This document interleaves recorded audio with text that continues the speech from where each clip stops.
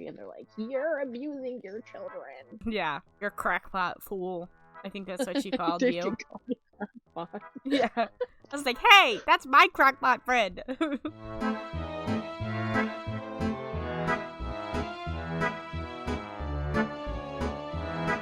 Hello and welcome to another episode of Literary Liberation Podcast. Today we will be discussing, analyzing, and reviewing BABEL by R.F. Kuang. I believe that's how you say her last name. For more content outside of the podcast, please check out our Instagram and TikTok at Literary Liberation, and Twitter, now called X, Lit Lib Podcast is the That's so millennial. I'm so tired of it. so millennial I word. didn't even realize Anyways, you're barely a millennial. yeah, I'm like on the cusp. I didn't They know. call me a zennial. A I zillennial? guess. Yeah, well, they say that anybody between like 1996 and 1999 is a zillennial, but Unfortunately. I just say I'm Gen Anyways, Z. I'm your co-host Mariah. You can find me at Hungry Rye on all social media platforms. And I'm your other co-host, Kristen. You can find me at KRXXTXN on all social media platforms. Me and Tyler were talking about how much we love your at, like Hungry Rye, like how that's such a good like at name. You like it? I used a random name generator. I was just talking to somebody else about this because nobody knows my my legal name Mariah. until like I started doing the podcast, and they're like, "Wait." I was like, "What did you think?" But I get like those brand deals, and people are like, "Oh, hey, Hung, Hey, you Hung. should sell HUNG," and I was like, "Or hungry," and I was like, "It's not the rye." Hey, Hungry. I feel like you But get no, it's trying to be called Rye a lot though now yeah. by like actual No, people. They always it was my rebranding. Do a lot of people call you Rye in your real life or just online? No, it's just online. Do you like that you have like a separation to be like Mariah? It's nice. Should we get deep? It was like after my divorce. I was like, I just like had a manic episode and was like cut all my hair off. I And have to blonde, be and on was like, TikTok. I am not Mariah anymore. I've never liked my name. Does anybody like their name though? I don't know. I was like Rye, and like my little brother, like, because he had speech problems, he was like Rye or Rye. So it just Raya was usually like RIAH was what most people, like friends, grew up calling me. Mariah. And then I just cut it to Rye because it was gender neutral, and I was like, slay. And that was what I went So with. what did you type into like this generator? You just went like, what? Okay, so Because you said, I remember before you had a different account before the Hungry Rye account. Blueberry Cheerios, which I think still exists, but it's privated. That was like the account I used to just like explore TikTok as a whole. Before you And found then your I started niche. talking to Matt Rain, like that Democratic. liberal guy. Was he in like the Democrat hype house or whatever? Yeah, Okay. because I had seen his videos popped up, and we were mutuals, and I had like 50 Wait, followers. why were I was you like, you know what? I mutuals? think I'll Why did he follow you? Because you just comment on his Because he posts all only the had time? 50 followers. Oh, whenever you found him. Like, this is like beginning of political TikTok. Okay. It was back when we would like Nobody talked in the videos. You only dance. point it at text blocks. Yeah.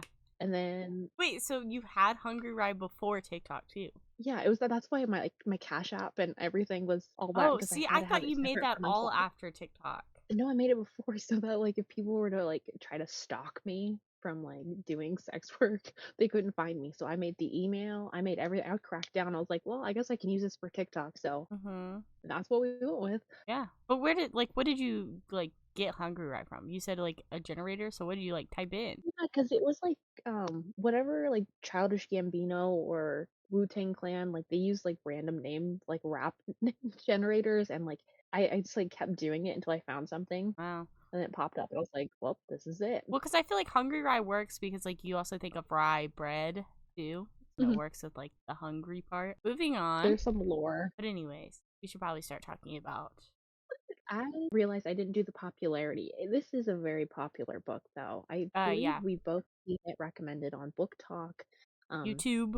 I watch a lot of her books. Yes, every time. Gotten so much traction. It's incredible. Obviously, I think we both saw the Poppy War before we saw this one. I remember or at least maybe Yellowface. Well, Yellowface came out this year. Yeah. So maybe that was one of the ones. And then the Poppy War trilogy, people are like, oh, I like hurting myself, so I read this. Yeah. So I was like, oh, it's like an emotional book. And then people started talking about Babel, and I was like, oh, what's this? And we just decided to read it, and it I like changed my life. kind of going into I didn't know like so much about it going into it. I knew it was like vaguely political, but I thought it was going to be political in the way that like Shadow and Bone is political, or the way that like Sarah J. Maas's books are like political, where they're an oppressed group of people overthrowing for like corrupt government into liberalism, sort of political. I was not expecting a beautiful piece of Marxist literature. And like, mind you, I think Kristen and I were very drawn to Kristen specifically was drawn to Shadow and Bone, and I really liked Crescent City for like the political aspect, but we both really wanted a lot more out of the Mm-hmm. books, and this succeeded where those ones failed. Most like at least from the high fantasy, or the fantasy that we've read, usually I think most of the time they do have some type of like political, whether it's subplot, plot, whatever you want to call it, but it's never usually Marxist in any way. It usually gives me, at least most of the time, it's like a liberal vibe at most, where it's like, well, if we just have the right people in charge, then it'll be fine, like then there's no reason to have like the class war or the rebellion and things like that.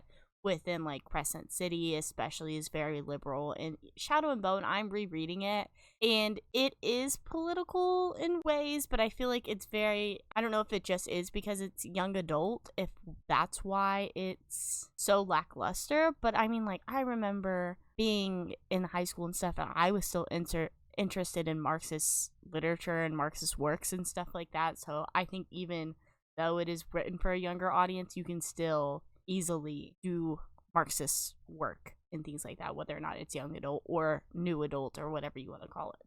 But I have heard that The Cruel Prince is like entirely political. So I think that's maybe something I just saw the cosplays, like the horny cosplayers. I was like, okay, I'm for sold. The Cruel I didn't know there Prince. was one. Well, The Cruel Yeah. Prince is young adult too, so there's no what. Is there two different Cruel Princes? I'm talking about the one by Holly Black, Spiderwick Chronicles Maybe. lady. You know the Spiderwick Chronicles. She wrote The Cruel Prince. Of course. Yeah, but she also wrote The Cruel Prince, which is like another. It's another like fae, like realm land thing. And I listened to like the first half of it, and it was pretty interesting from what I had read so far. But I just can't get into audiobooks books like that, so I'm more interested in reading that series in the future. But I heard that's pretty political. But I also don't know a lot of Marxist, like principled Marxists that read theory and stuff like that also read fiction. So I don't know, like, if this is just like political to like your average reader. It's political because they don't assume other politics outside of novelization. It's a tricky end of book talk to exist in. And we say this, I think, in almost every episode. Like, books will be advertised one way, but as Marxists, we're just like, oh yeah, I don't get my hopes up anymore. I think that's why this also But took me by surprise. There's no this, hope. the thing is that I had heard about how good this was. So I had an image for Babel in my head that this book, it's supposed to be really good. So in my head, I was like, this book is really good. Like, it's going to be really good. And even though Book Talk has let me down time and time again, Babel did not let me down. And I'm so happy it did not, because I was really worried going into it, because it was like kind of like advertised to people that like Six of Crows and stuff like that. And I do think Six of Crows is kind of like a standout on Book Talk and things like that, where it's like actually a good novelization that's actually a 5-star read and not just like middle of the road novel that happened to get popularized. And even with the Shadow and Bone trilogy, I love that so much. I love Leigh Bardugo's writing, and that's like, I think that's like one of the first like Book Talk books I read, but I didn't even read it because it was on Book Talk. I read it because I was interested in the TV show, because it was like a Netflix show and it was really popular on Netflix. So I was like, I always have to read read the physical book before I can watch an adaptation. So that's mostly why I was into Shadow and Bone, and I just fell in love with the series, and that made me want to consume more Book Talk books. And we all know how that's turned out so far. But I was Like a hit or miss. It's a lot of misses. it's so crazy because like I feel like 90, like, the books that are promoted on Book Talk are just mid. And then, like, the ones that are, like, always praised to be, like, the best in, like, their genre are, like, almost always the worst. Like, Tender as the Flesh is supposed to be, like, this amazing, like, horror novel. And it's fell flat on its face. Or even, like, other book. I mean, even, like, personally for me, ACOTAR or, like, Throne of Glass, I didn't love those books, and I ended up liking them later in each of the series because I don't know if I developed, like, Stockholm Syndrome for those characters and things like that, but I remember being very disappointed with, like, the first couple of books in each of those series. And so, but reading Babel makes me very excited to read the Poppy War, and me and Mariah are planning on reading the Poppy War and then, of course, doing an episode on the Poppy War trilogy as a whole. And probably Yellowface, too, at some point. Anyone doesn't know what this book is about, which I found a very, like, bare bones summary that doesn't have any spoilers in it. I think And it's that was best. very difficult to do. I think you should try to go into this book as blind as possible. I just think that if you're a Marxist or, like, you agree with anything Marx has said or stated, you need to read Babel. That's, like, no ifs, ands, or buts. You claim to be a Marxist-Leninist, you claim to be a Lenin, whatever, like, tier of socialism you believe. You claim to be a socialist. You should be reading Babel. It is quite literally, and I think it's possibly the best fictionalization of, like, Marxist ideologies that I've personally read. Not that I've read many, because it doesn't happen very often. I agree. Period. Like, it's so hard. Like, I stick to what I like to read. So, like, the idea of reading, like, historical fictions, or it's just like historical books. This isn't just like this is like a historical fantasy epic, Mm-hmm. right? But I guess they are considered historical fictions. Where they're supposed to be, like, based on historical events that are happening. I'm just so wary on reading them because I'm so curious what lens of history it is being told from. Mm-hmm. Whether it's, like, the I just have colonized or never the colonizer. gravitated to those. I'd rather read something high fantasy because I'm like, well, that's pretty hard to fuck up. Like, I'm pretty easily entertained. I'm not somebody that usually reads historical fiction either. I've never been. I know I've read, like, one. I don't read historical fiction, but I think historical fantasy, this made me actually really interested in the genre because I don't like urban fantasy at all, and I feel like a lot of the times most high fantasies they don't fall in, like, the historical fiction, but they're not, like, urban or, like, modern in a way, which is what I usually like about fantasy novels, is if they're in their own worlds and they're not with cell phones or computers or cars or whatever, you know? Yeah, I think the only books I tend to read that are, like, set in, like, modern-ish settings are, like, horror books. And those I can, like, You wouldn't say Ice I Planet can get Barbarians? through it.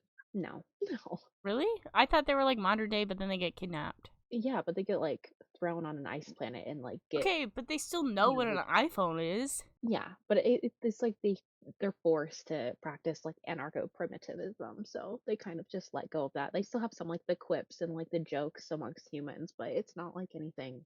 I think that's why I didn't like the Dragon series, because it's based in, like, apocalyptic Earth. So it's too much. Too close to home. Too close to If home. you're I get reading their a dragon. fantasy, you want to be, like, imported into a different world. You don't want to be able to, like, imagine that it could possibly be here or, like, within, like, your realm of understanding. See, and that's, like, what's beautiful about this book, because I think both of us, in our own ways, will read different nonfiction books about things that have happened historically, and I feel it's a lot more enriching than trying just to read, like, a historical fiction. This, though, seems to bridge a really important gap that I think people who are maybe even sitting on, like, the intro rad lib leftist, who are just, like, looking for reasons, or that can't seem to understand, like, revolutionary ideology and why it is so important. Like, this would be a really good gateway, and then you can use this to further your own education and learn that a lot of this is rated, or is rooted in real history. It's a very well researched book, so it's a very interesting tool that I think that Marxists like us can use to help radicalize the masses. Of And somebody you can that's just give not someone to well read it. versed, yeah.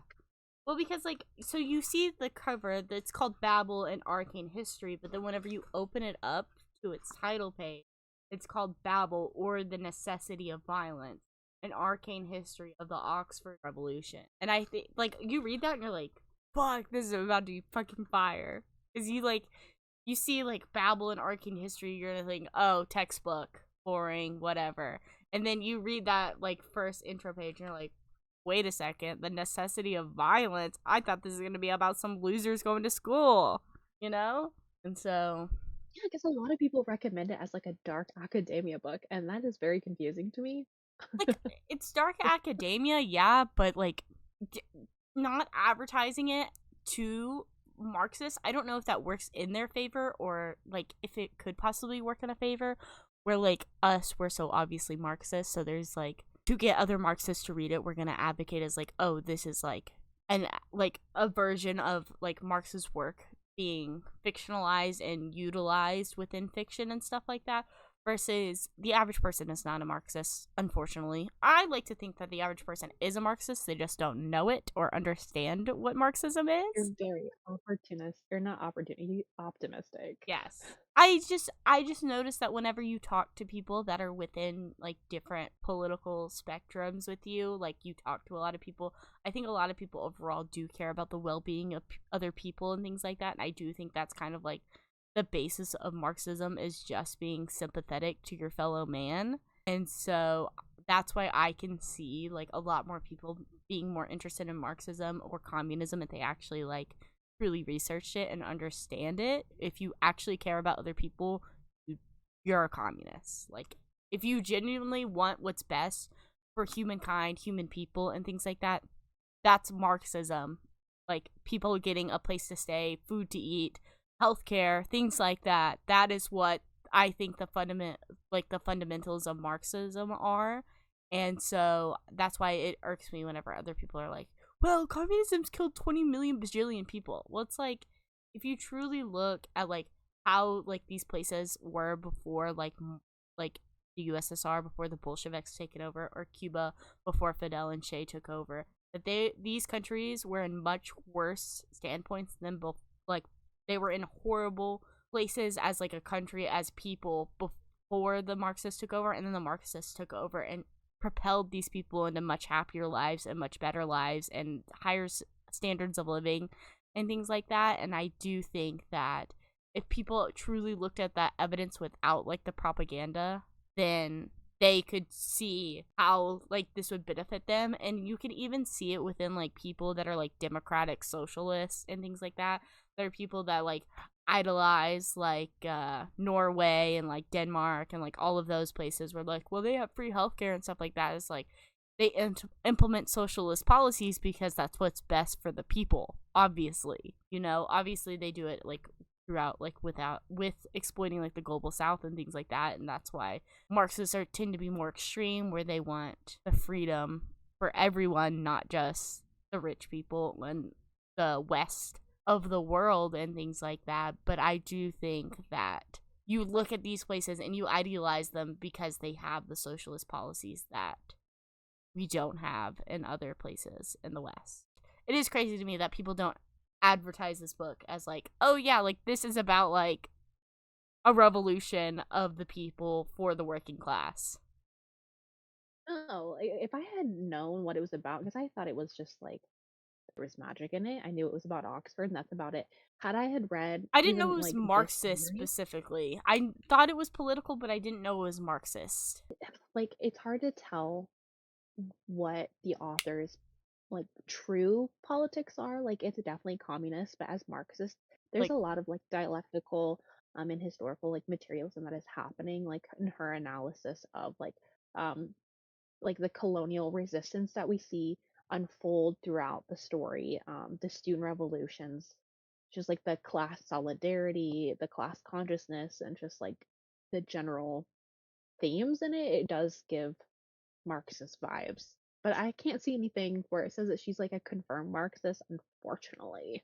I would not be surprised though.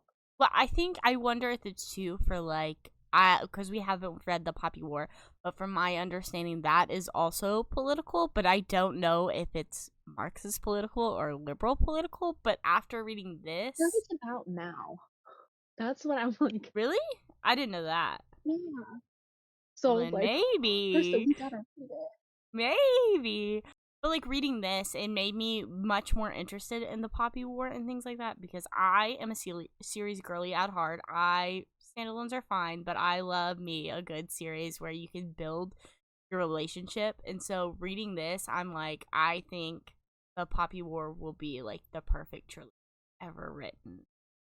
These are my hopes going in, obviously. But I don't think you're going to be let down.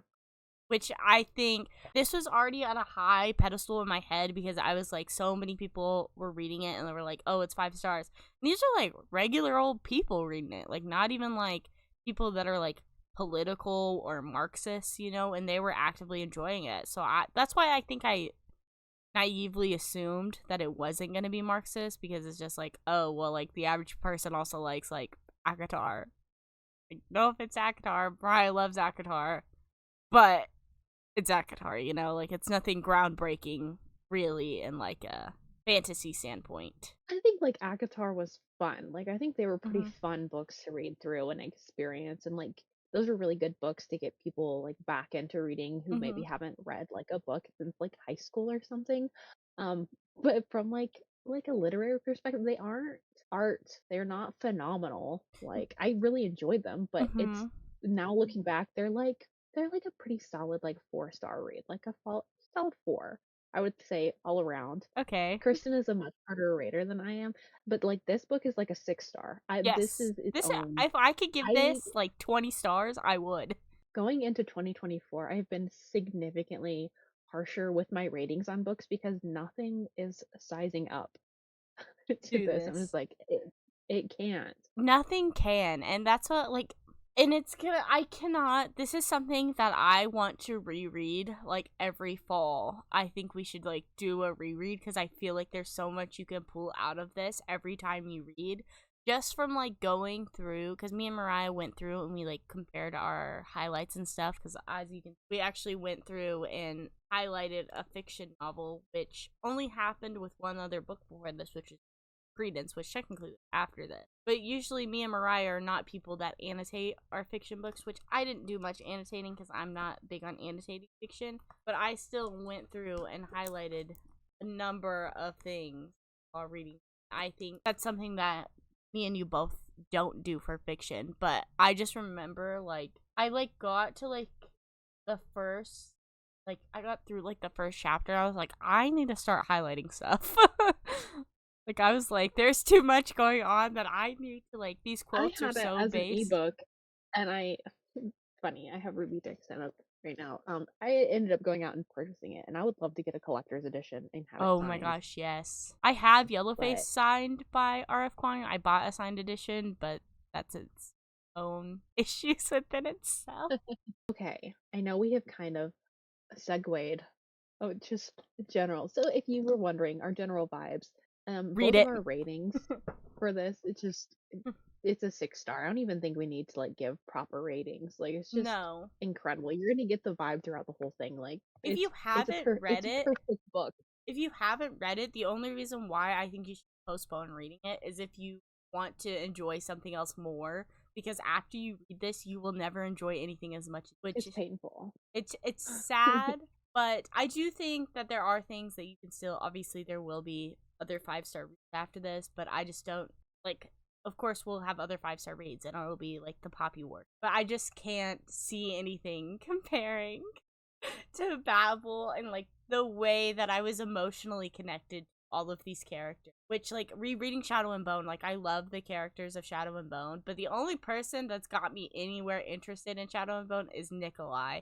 And Nikolai. Hmm. whenever we I do our Shadow and Bone episode, that will just be Kristen thirsts for Nikolai Landstoff for an hour because I love that man so much.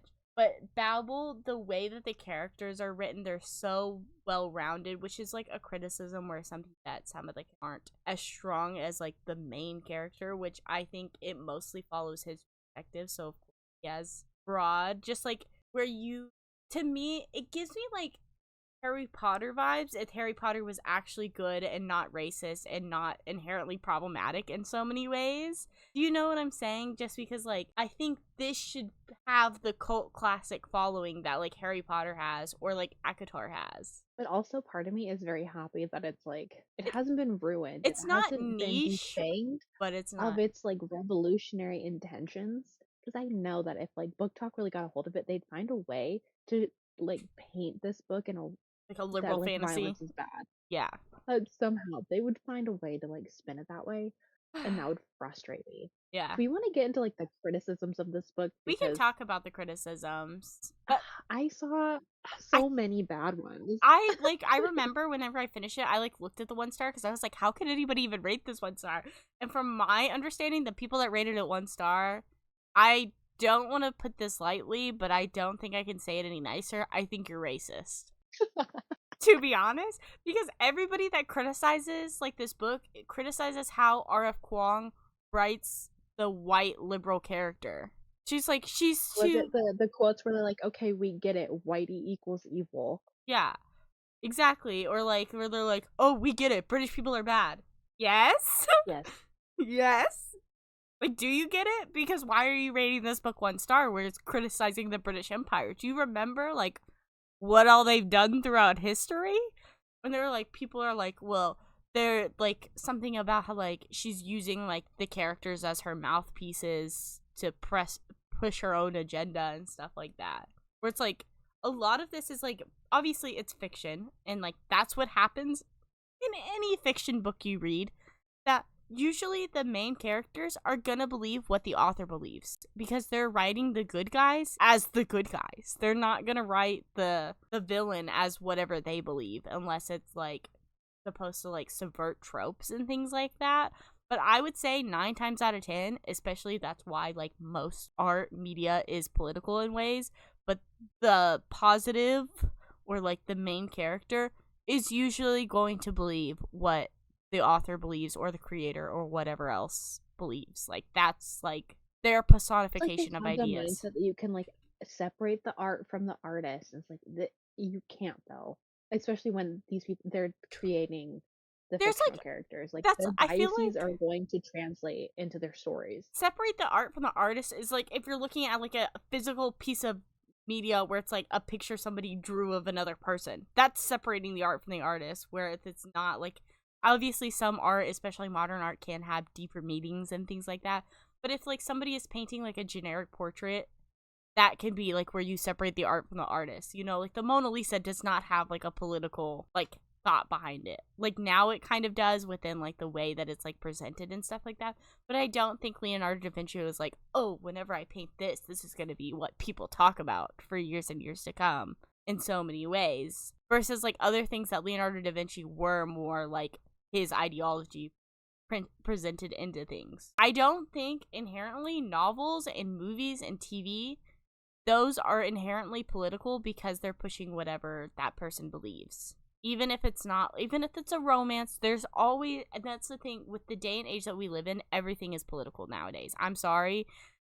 That's the liberals always want to be, stop making everything political. It's like, we don't have a choice anymore. Because we're in late stage capitalism, that's what happens. I'm sorry. Everyone's pushing something, whether it's good, bad, ugly. It's almost worse to be apolitical at this point in time. I just don't even understand how you could be. We're gonna try so hard when it's like we are experiencing like extreme heights in police brutality. We are having like reproductive rights stripped away from everyone. It's horrible. People are being imprisoned for like miscarriages and shit right now. And then there's like an active genocide, which is like leading to World War III, but people don't want to call it that. Mm-hmm. It's just rolling out before our eyes, and people are gonna be like, no, no, no, my books, that's my escape, and They're therefore the it's not Lettys of the world. for real. And I think Letty as a character really embodies kind of White the whole like liberalism. Western white The Western white wasp. liberalism and like the whole I didn't even know what that was until we read A Year of Rest and Relaxation. I had to look it up because I was like, what the fuck is a wasp? white Anglo-Saxon person. Yeah. Fun. Which I'm surprised you've never seen that. Like wasp moms are a thing. Yeah, no, I've never heard of that.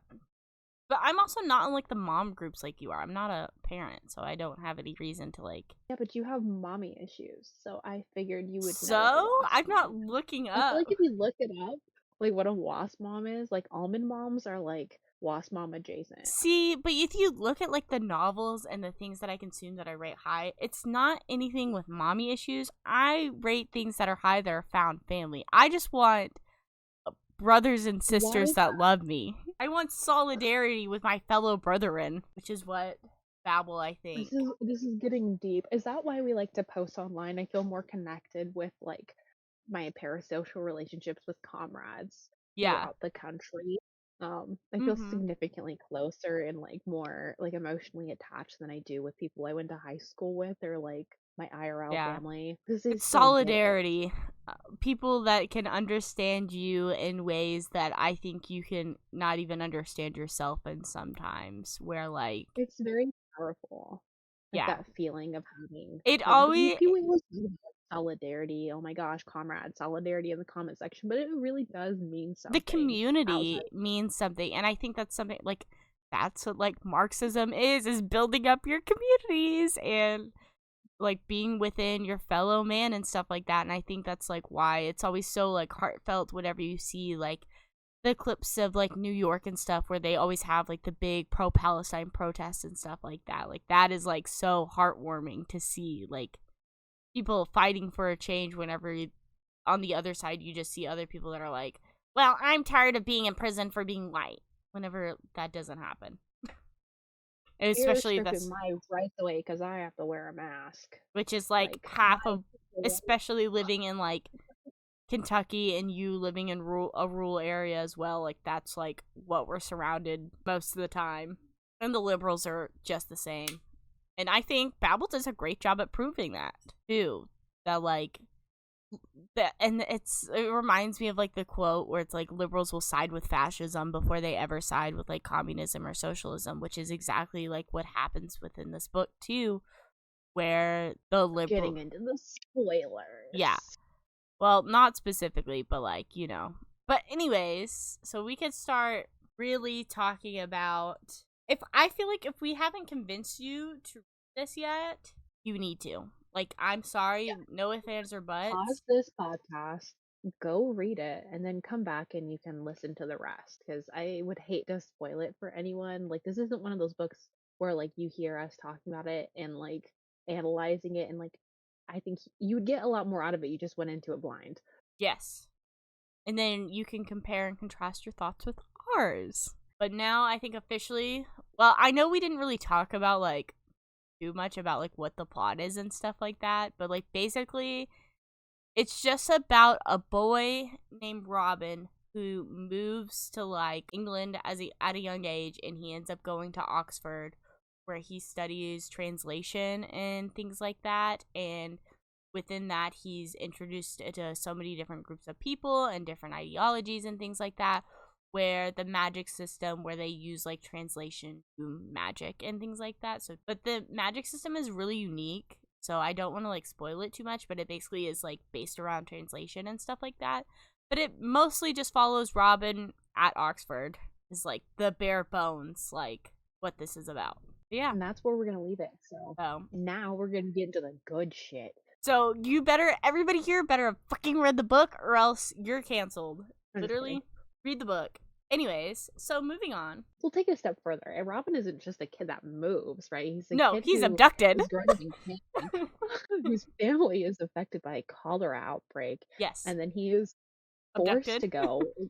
Yes, like and more so like coerced into Mm-hmm. leaving his homeland to go live with his what we find out later is his father, um, in England Yeah, because like Cantonese is not translated and holds so much like magical potential. So they're basically just exploiting his trauma for the British Empire so that they can make more money off of these silver bars and installation and maintaining them. That's a yes. TLDR, like of why he's being extracted and why a lot of students at the Babel. institute are from their homelands.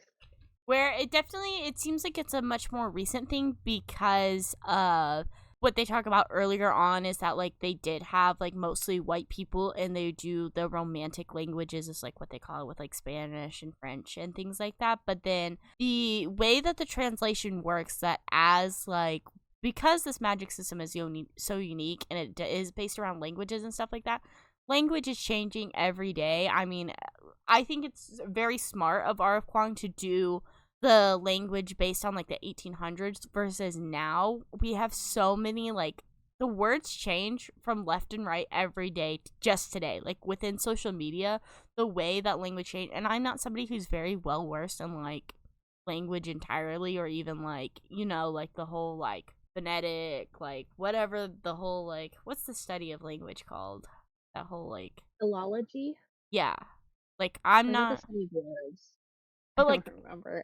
I think, and that's one thing that I think is harder, especially if you've never like, I felt very grateful that I took 4 years of German in high school, because I was able to learn about like cognates and like kind of like grammatical stuff and things like that, and just like how like other languages are translated to like English and things like that, and then English being translated out, versus where I don't think if you have like any, if you've never like taken a foreign language, it can be a lot harder to understand like how the translation works in so many ways. But like, because like so many words mean so many different things, and I think it's smarter to have done this as like a historical fiction where we're still changing, obviously, because like that's the nature of language, it changes, but it's not changing as rapidly as it is now with like social media and things like that, you know?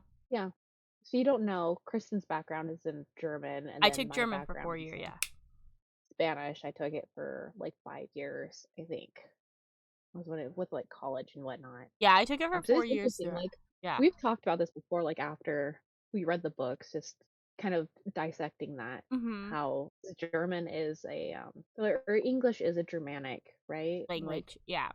In language. English and Where German like are pretty closely connected, where like a lot of the times if you learned like especially in Germany, they teach English to children at very young ages there, because they're pretty similar. And like they say that like if you're an English speaker, it is easier to like German too. It's like one of the easier languages to learn as an English speaker, because like English itself is such a complicated language, but then German mirrors it in many ways versus like other languages with their own like sentence structure like that, where like German does has its own rules where you have to like, German sentences are always like the subject then the verb directly, and then like whatever else is at the end, where like English is a little bit different. But I think most of the time you can structure your sentences pretty easily like that in English as well. I don't know anything about Spanish really, so I don't know how that I works. think like Spanish is a lot, and I'm gonna go on a limb here and say like most of the love languages are easier to understand. They make more logical sense than English and the way that they're structured, because they're pretty like simple. Like the adjectives always come after your noun. It's pretty Mm-hmm. straightforward. The way it's conjugated. I have a really hard time with English. Like sometimes Yeah. Kristen will be like, "Do you even know how to read?" I'm like, Yeah. "You know, anymore, I I'll don't be know." like, what the hell did you Um, just say? but like I understand Spanish, it makes sense in my head. I don't know where I'm going with that. It's just Well, because it's that really that's where our interesting. background is. Because like I German, like the it's, translation. yeah. And like I can listen to stuff and like understand what it is, like music, and you can tell it just doesn't, it does not translate right Hmm. into English. And I Yeah. think that's interesting. Well, I think that's one thing that kind of like reminds me of, like reading like Enter as the Flesh too. That was translated from Spanish, right, or Portuguese? Mm. I think it was. I think it was Spanish because she's from Argentina. Yeah. But yeah, so like the translation from that, you could tell that like the way that was written is not as like immersive as like directly English, which obviously is not like the author's fault in any way, shape, or form. It's like our fault for not knowing Spanish, you know? But I do think that like if it was written originally in English, it probably would have resonated more with me and yours like understanding with how like the horror aspects could have been directly portrayed. But I think it's really interesting, and I do think this is harder to get into to understand the magic system if you don't like, I'm not even like well versed in German like that. Like I could probably talk to a toddler, but that's the most I could talk to somebody in German. But I think just having like the background of understanding like how translation works, it helps you understand the overall magic of this. Because like obviously nothing, and that's how like the whole thing is that nothing is a one-to-one translation from English to another one. And the reason why they're always translating everything into English from whatever language it is because it does take place in England, which is primarily English speakers. So anything, whether it's Chinese, French, whatever the other languages are that there's there, German, whatever, they have somebody that speaks every language there, they all end up getting translated into English. And how the magic works is basically that, like, you could say like one thing in English and then the other like direct translation into another language, but because they kind of have like different connotations within different, the words can mean slightly different things because of like connotations and things like that. That's where like the magic is made, because like the words that are unspoken that mean the different things produce the magic. Is that how you would explain it?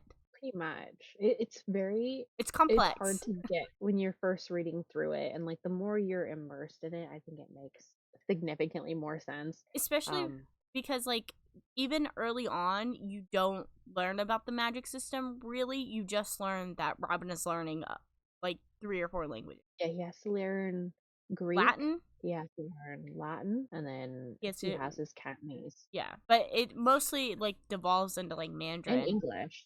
Yeah, English. Yeah. But then it devolves into Mandarin because he doesn't speak Cantonese with his father because his father doesn't know the Cantonese dialect, the dialect that Chinese Cantonese is. Which I'm actually Water break. surprised we didn't highlight anything from. So, going in directly into the book, we didn't highlight anything from the first chapter whenever Robin is getting picked up by his father. Professor Lovell is his name, so we'll mostly refer to him as that. And with them taking the ship back to England in the beginning of the book, there is a part where like this man is trying to speak with like the captain of the ship or whatever, and he speaks Cantonese. He is an Asian man, and he's like, I have my paperwork, I'm trying to get on the boat. And then like Miss Piper is like, oh, this is so sad to watch, like, is there anything you can do to help? And the Professor's Level's like, I don't speak Cantonese. Robin, get over there, do something.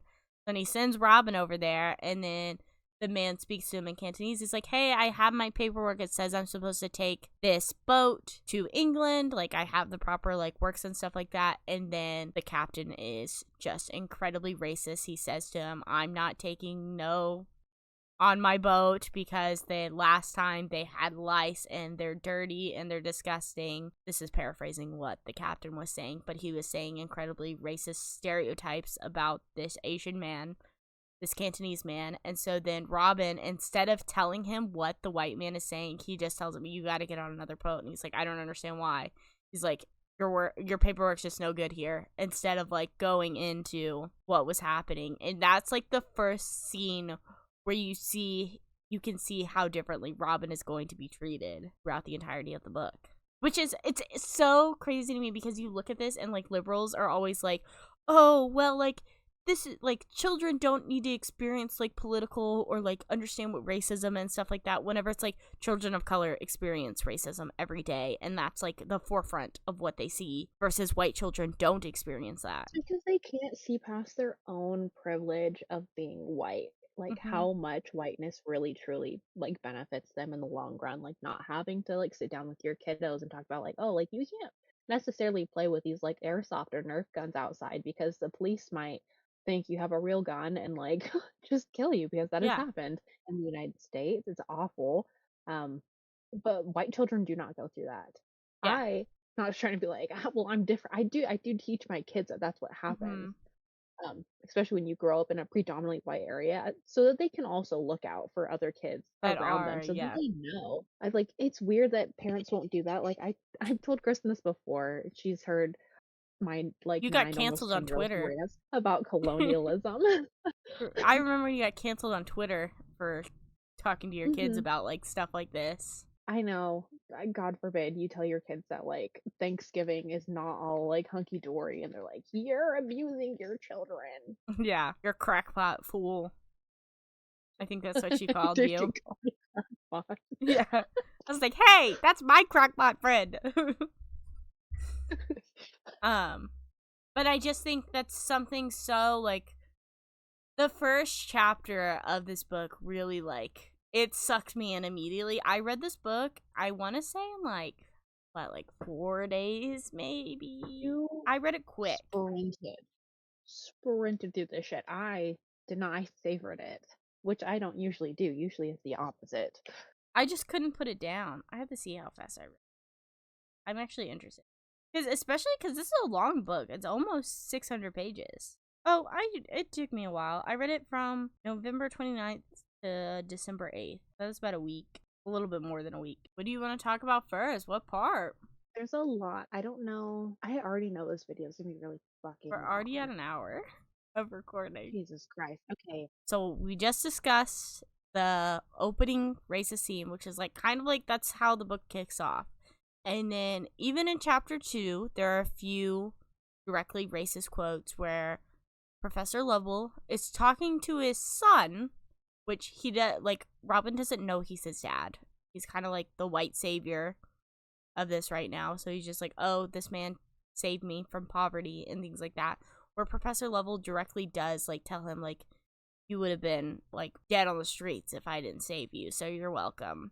Basically like saying that like it's hit for one, it's his fault that he's in that situation because like the thing is that Robin has cholera at the beginning of the book, but then Professor Lovell comes with the magic bar, places it on his chest. He speaks, I don't know what language it is that he speaks in to say like whatever it is he says, but it cures him of cholera whenever his mother had died earlier that morning, I think it was, or the day before or something like that.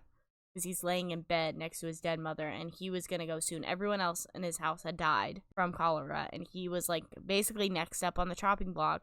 But then Professor Lovell just happens to show up at that moment. Now at that point you kind of are seeing it like, oh, how lucky that he showed up, whenever later on you find out that he has been there for weeks before his mother died. And he intentionally like waited until his family was all dead so that he had a reason to take him from Canton. Like he knew precisely how to coerce Robin into going with him and Mm-hmm. like kind of and then also want him to like almost like grovel at his feet Mm-hmm. and be like, "Oh, so thank you so much for saving me from my squalor and poverty," even though like England is causing a lot of like the economic hardships that are happening in his hometown.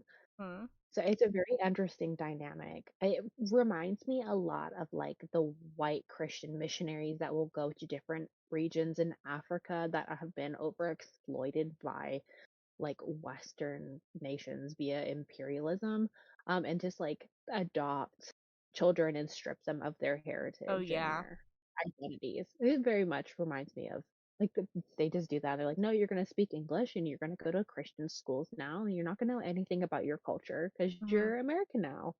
Yeah. This is essentially what happens with Robin and many of the Other not so children. much with Lammy, but with um some of the other Victoire. kids that go there. I Um, think it happened with some of the other characters in older grades, but yes.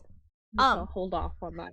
but one of the quotes that like really like I think you highlighted this where it's lazy, this is a direct quote from the book. This is not me saying this. Laziness and deceit are common traits among your kind. This is why China remains in an indolent and backwards country while her neighbors hurtle towards progress. You are, by nature, foolish, weak minded, and disinclined to hard work. You must resist these traits, Robin. You must learn to overcome the pollution of your blood. That is Which what. is like exactly what um Edward Said talks about in Orientalism. From I have not finished this book. It's incredible. But just talking about like Orientalism being this ideology that fuels like settler colonialism and how it's used to separate the Orient, which is basically anyone that's not in Western culture, and the Occident or the Occidental. I can never pronounce like the first one, which is like everyone in Western culture, like the white people. So that's like they do a really good job at subtly including that. And if you are somebody who is more versed in like settler colonialism and Orientalism, like you're gonna pick up on those themes. Because I mean, this is very early on. This is chapter 2, Yeah. which Like is right at the crazy. beginning of the book where like Professor Lovell says this to Robin, and the way that like saying this, because Robin is still very young too whenever he has said this to him, because this is after whenever he got carried away reading whatever book he was reading and got in trouble.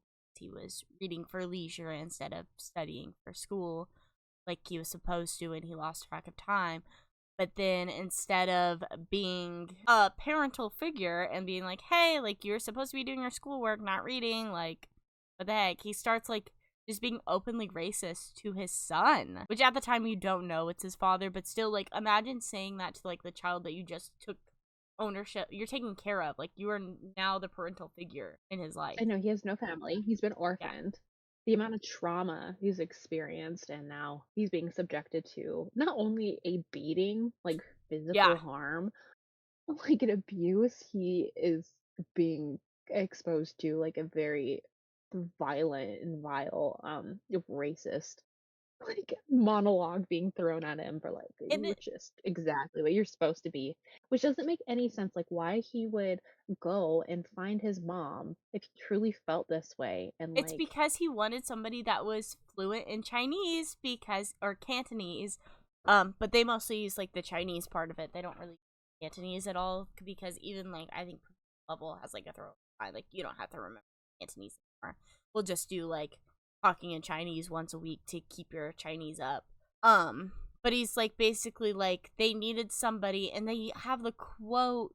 I think it's in book 3, where they needed basically Robin's perspective on how like to use new translations and stuff, which is why they're diversifying their translations, as the like romantic languages and stuff are not as strong translations as they used to be because the words are changing so much and they're like overused. And I think like once they become overused they become like weaker or something, right? yeah, And so they need like basically like blood. And so then there's this scene. Hold on. Then Robin realized what his place here was. He was not simply a student, but a colleague, a rare native speaker capable of expanding the bounds of Babel's scant existing knowledge, or a silver mine to be plundered, said Griffin's voice, though he pushed the thought away, which is like exactly why Professor Lovell scooped them up from Canton and there. Which that was in book 2. it's layers of Yeah. exploitation, because not only are they being like physically exploited as a resource, but their mental labor is then also being exploited on top of that.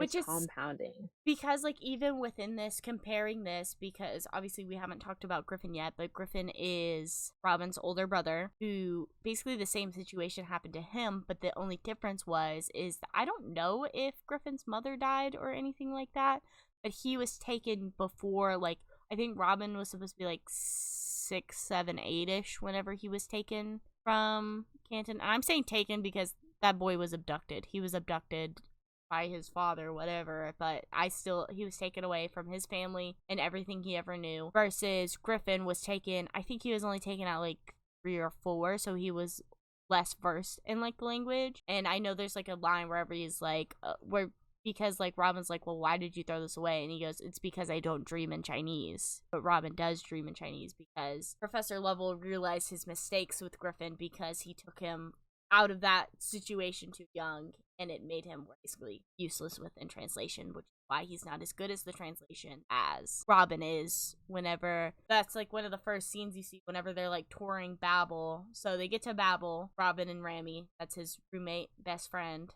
that he ends up like becoming besties with because they're both people of color that have been taken from their home, versus Rami's family is still alive and well. They just, is it India? Yeah, he's from a province in India. Yeah. I don't remember which part, but it was oh god.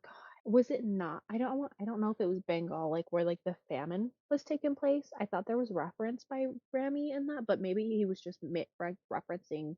Just it in general. I'm not sure. I don't Yeah, exactly remember, but I just remember because like the Rami story is similar to Robin's, and that's how they bond within their first day of meeting. They're like, "Oh my gosh, these white people are like ruining our lives, ha ha ha," because like they're trying to joke and make light of a positive as positive as you can in a negative situation where they do have good lives and things like that. And so I know, like, that's a lot of what Robin struggles with, is like being put in this privileged position and things like that, where he feels like if he does like defy his father or defy like anything like that, he's throwing it all away. And he's like, is that really worth it, because he has this like privilege. And Yeah, and like this is where he also starts to learn about colorism, which mhm. I thought was another really interesting layer for them to add in because Rami is of darker complexion and But he's Robin half can be white. more But white passing. yeah, because Robin is half white because Professor Level is white. And so a lot of the time, because Victoire is another, so there's the four main characters of this are Letty, which is a white woman from England, I'm pretty sure. Yeah, she's from like an aristocratic family, I Yeah. think. They're pretty well off. Yeah, I think her dad's like a general or something to do with the military. I don't know exactly. And then Victoire is, her family is from Haiti, I believe. And then so she speaks Creole French because the French colonized Haiti, which I'm not very well versed in like the Haitian Revolution and things like that, but I know, didn't this happen, I guess, after or like within the events of this? I don't remember. Maybe it happened a little bit before. Well, because I know that like basically Victoire's family moved from Haiti to France because like her mom said that like the country was like destroyed or something like that. She was also like of a noble household in Haiti. Wasn't that I think her part of mother, it? Yeah. maybe, And and then they that's, were the Haitian, like something happened, like the colonizers showed up, and then they were like reduced to being servants, yeah, and but then then they thus moved back lost like to, their autonomy, and yeah, gosh, then they they moved took to her because France, she had like an inkling for like like language, potential. the potential, Yeah, but they stole her. so then like a white family took her, and then like essentially I think her mom went with her too, and like her mom died. She like got sick, from my memory. Her mom got sick. This has been over a month since both of us have read this, so it's a little fuzzy, but I'm pretty sure her mom got sick and her mom died, and then so then she was kind of like, not like, kind of like Cinderella y vibes. It kind of is like given, and that makes sense, where she's like raised by like a step family that's like abuses her and stuff like that. She talks about how like violent her family was to her and stuff like that. But then she, because like there's like a like some type of like paternal figure in within the house that like saved Victoire from Haiti and stuff like that, and then he was going to like send her to Babel and stuff like that because like that, and they like previously like sent messages, but then I think he died as well or something, because then she had to like send in the letters herself and stuff like that. And because like she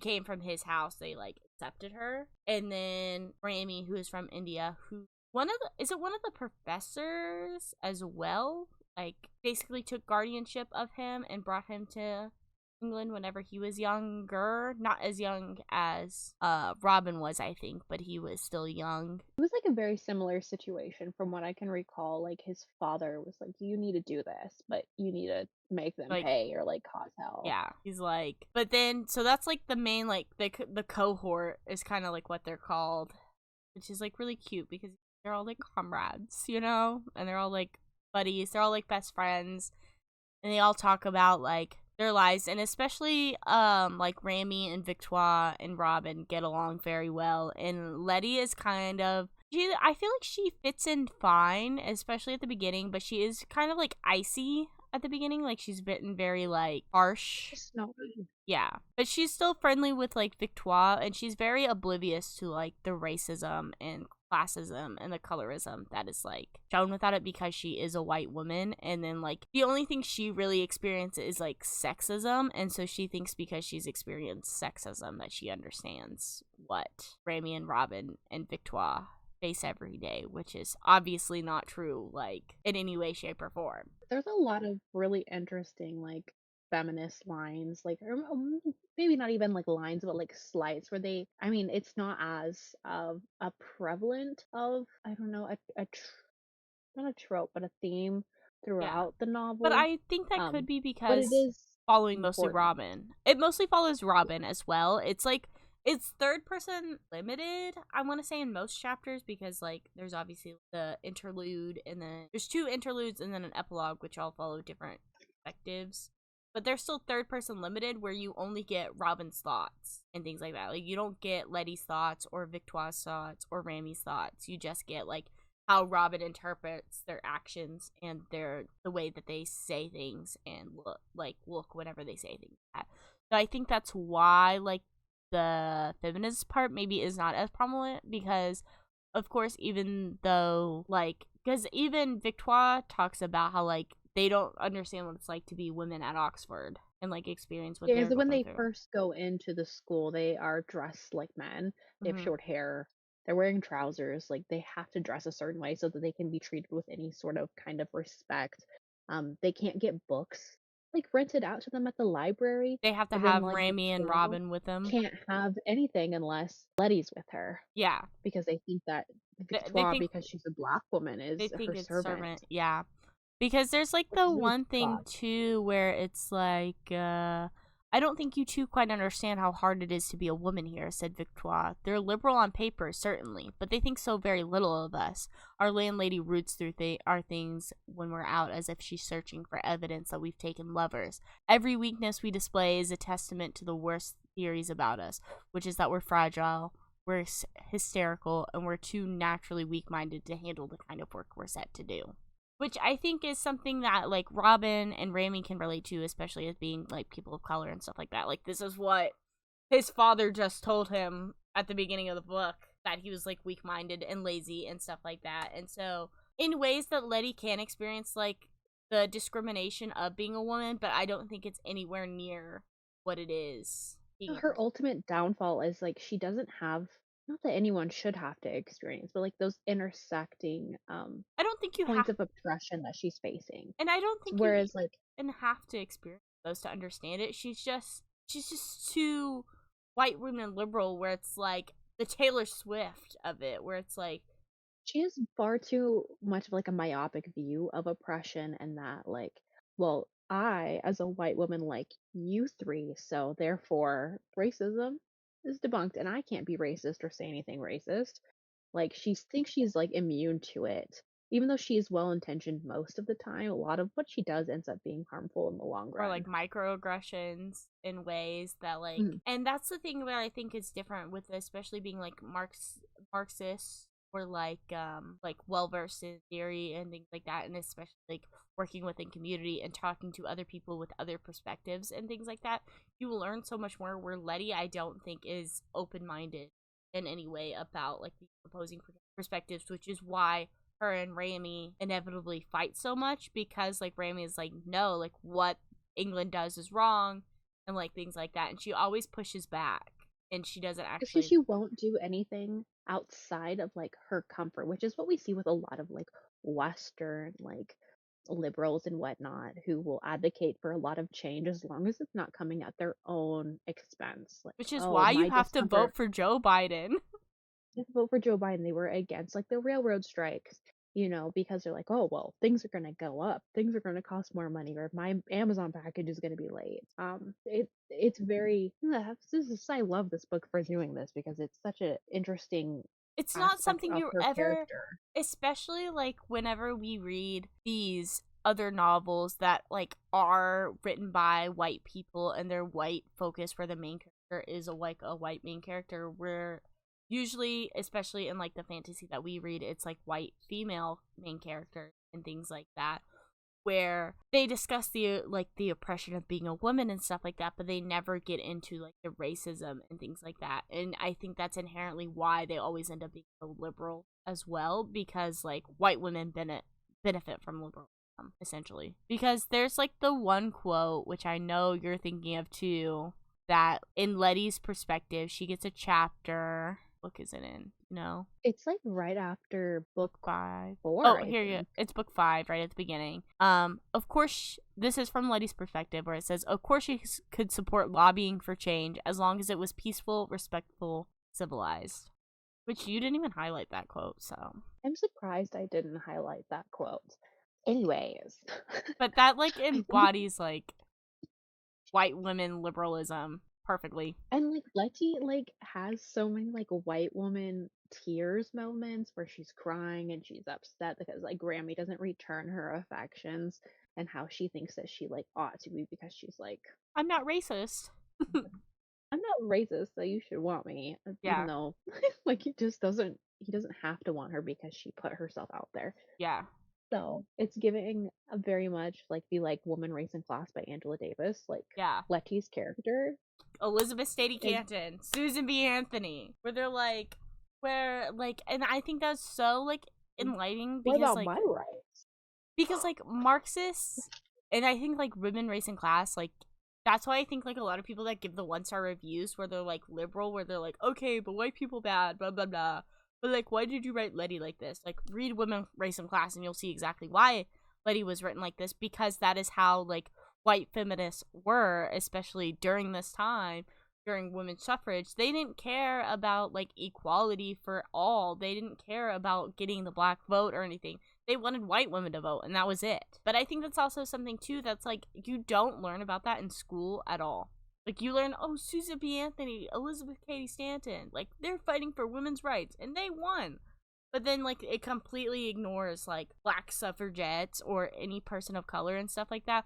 Or even like Frederick Douglass and stuff like that was like one of the biggest advocates for like women's suffrage and women's rights and things like that. But then even like Susan B. Anthony and stuff like that took more of like Frederick Douglass's like thoughts and stuff like that. Like she held him more as an equal than she did like any black woman during that time. Which is crazy to me because it's like you're gonna sit here and be like, oh, women are equal, but then you sat there and ignored the black women talking to you and explaining to you like different situations and stuff like that. So they like can't see past, how do I want to word this?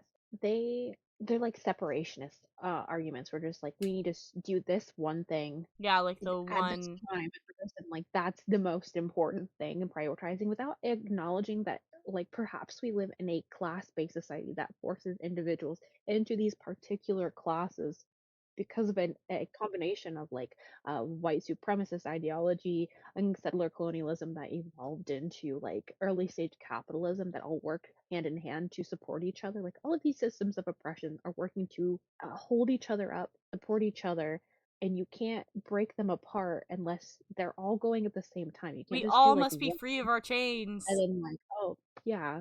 So that's where like the solidarity, which I like later on in the book where it gets into like the factory workers Mhm. Which they who actually, are that starts working. pretty early on too. I think that's in book 2 that There's a lot of happens. protest over like labor issues and like what's happening with like the silver workers, and they like a lot of the students aren't aware of what's happening They because they're not villainize proletarian. yeah.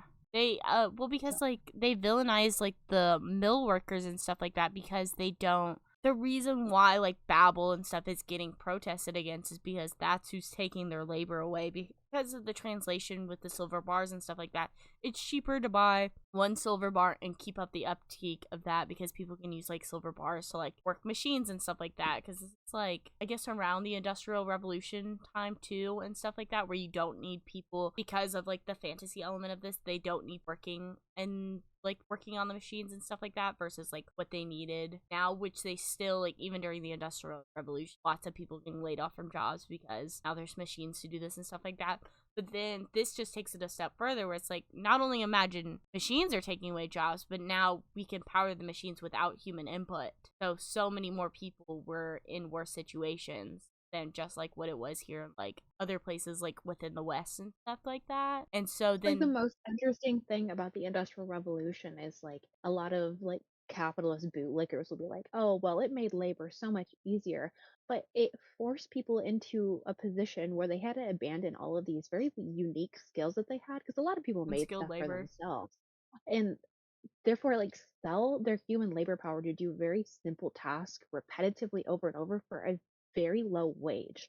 Because it's not worth And as much anymore it's not worth as much because they've because they're not automated it. doing And this is something. what Yeah. happens when you live in a society that prioritizes profits over people. And the automation is not coming at the intention of helping human society to thrive. It's happening at how much more surplus labor value can we extract from these workers. It's funny because I just saw like a podcast like clip where it was like some dude like talking about like AI and stuff like that, and it's like, why is AI doing the art now, and then regular people are doing more labor whenever that's like the whole reason why like AI and like robots and stuff like that are being pushed out, or like the idea of them are being pushed out towards the working class and stuff like that, is because it's supposed to be making their lives easier. But now we have AI creating art and masterful pieces instead of actual people that want to pursue their passions. Marx was right. Marx really popped off in Capital when he Yeah, was talking about this shit. He was right. I get why he stuck himself up in his room for like months on end and just like chain smoked and drank. Like, you know so what? He real. was ahead of his time.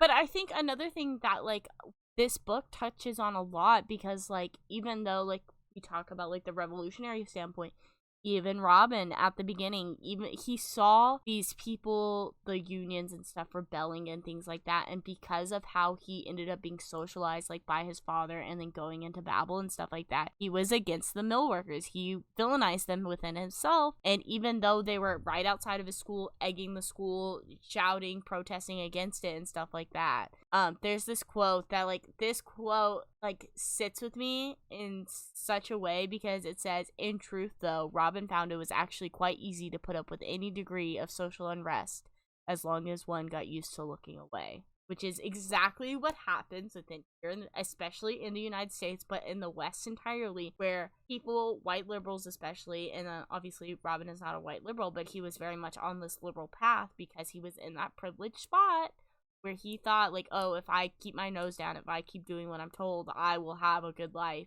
And honestly, he probably would have had a good life if he continued within that path and stuff like that, because other people there did have a good life and stuff like that. But is you eventually realize, and I think that's like something that like happened to me, where you see your fellow man suffering so badly, you can't, in good conscience, do that to someone else or let somebody else. Because that's the spark of class consciousness right Mm-hmm. there. Because we understand that like our individual wants and needs when it comes to like survival, like we can get so much more accomplished if we rely on each other and work together for a common cause. Yeah, which is like there's so many like quotes and stuff like that, because like even later on, which like the quote that I just said, then there's a later quote where it says most British, because like eventually, so what happens, I guess we can start like moving on to like book 3, I guess, where basically they've been going to school learning about stuff like that. Oh, we should probably talk about the what happens if you write translate on a bar.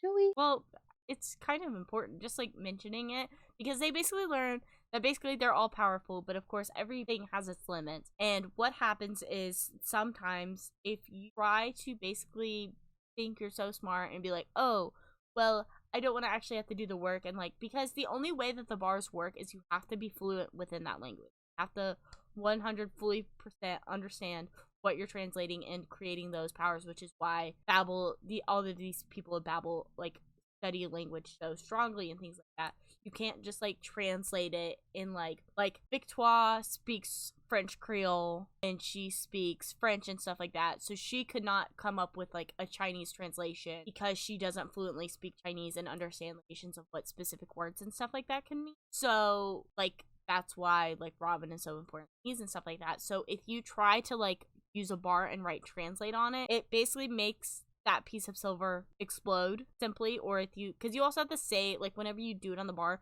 get the bar to work, you have to say the word. Do you have to say it in English too? Just, I think it you just just has to be say, between two different languages that you're fluent in. yeah, But because like they're so, it's like the core, like the imperial core, yeah, they that's why I translate think. everything back into English.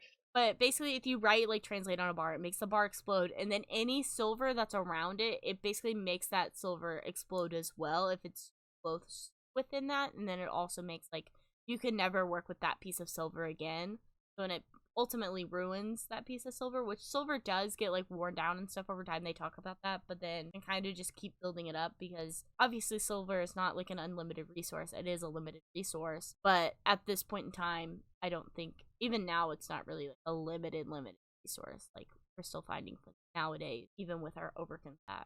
But so Yeah, we're we about have halfway to through. go. We're almost halfway through, because then okay, basically then they go into, they finish their third year, I think, basically like this book very much like speeds through their years. It never focuses too much on each individual year. It kind of focuses on like certain days that are like important where they're learning certain things for the audience to know. But they, after their third year, they have like exams and stuff like that they have to do, and then they finish their exams and they all pass.